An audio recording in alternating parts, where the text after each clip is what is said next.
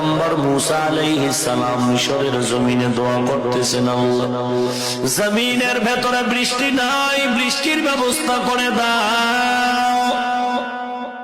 আল্লাহ তাআলার নবী মুসা দোয়া করতেছে, আল্লাহর অর্ডার এসে গেল, পয়গম্বর মুসা তুমি যাদের নিয়ে দোয়া করো এই মজলিসের ভেতর একটা গুনাহগার আছে, রে উঠায় দাও, না হয় দোয়া কবুল করা হবে না। আল্লাহর নবী পয়গম্বর মুসা ধমক দিয়ে বললেন, কে গুনাহগার? ময়দান থেকে উঠে চলে যাও, কারণ তোমার কারণে আল্লাহ দোয়া কবুল করেন না। গুনাহগার তাড়াতাড়ি ময়দান থেকে উঠে চলে যাও, যদি উঠে না যাও আল্লাহর পক্ষ থেকে ঠিকানা না মেনে ডেকে কানে ধরে তোমাকে উঠায় দিব। আল্লাহর বান্দা গুনাহগার চিন্তায় পড়ে গেল, আমি এত বড় পাপী, একটানা 40 বছর অনবরত গুনার সাগরে আমি হাবুডুবু খাই। পয়গম্বর মুসা ধমক দিয়া বলে, গুনাহগার ভেঙে যাও, ময়দান থেকে যদি উঠে না যাও আমি আল্লাহর পক্ষ থেকে নাম ঠিকানা এনে তোমারে ডাকলে তুমি আর বসে থাকতে পারবে না। 40 বছরের অপরাধী গুনাহগার চোখের পানি ছেড়েও কান্নার উপায় নাই, মানুষ মনে করবে আমি গুনাহগার। যদি ময়দান থেকে উঠে যাই মানুষ মনে করবে আমি গুনাহগার। উঠারও কায়দা নাই, কান্নারও কোনো উপায় নাই। ময়দানের এক কর্নারে বসে চোখের পানি ওছাড়ার উপায় নাই।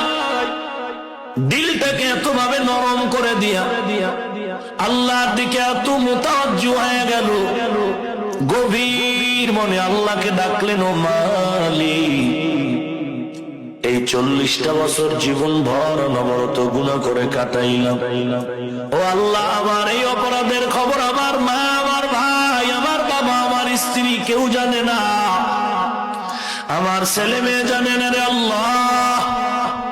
যদি আমার এই অপরাধের খবর আমার মা জানতো তারাই দিত, কেউ আমার কাছে ডাকতো না। আমার গুনাহের খবর যদি আমার সন্তান জানতো আব্বু বলে ডাকতো না, ধমক দিত, তারাই দিত। এমনকি আমার এই অপরাধ আমার অধীনস্থ যদি কেউ করতো আমিও তাকে তারাই দিতাম। ও আল্লাহ 40 বছর পর্যন্ত এত অন্যায় করো না। একবারও তুমি রাগ করে আল্লাহ তুই পানি বন্ধ করো নাই, বাতাস বন্ধ করো নাই, সূর্যের আলো বন্ধ করো নাই। ও দয়ার মালিক 40 বছর পর্যন্ত তুমি সত্তারুল উয়ুবের চাদর দিয়ে ঢেকে রাখছো। ও দয়ার মালিক আজ মুসা নবীর এই মজলিসে লজ্জা দিও না রে আল্লাহ। আজ আমি খাঁটি অন্তরে তওবা করতেছি, আর জীবনটাও যদি চলে যায় কোনদিন গুনাহের কাছেও যাব না। ও আল্লাহ তুমি আমাকে মাফ করে দাও। এমন ভাবে বান্দা তওবার দরজায় ফিরে গেল।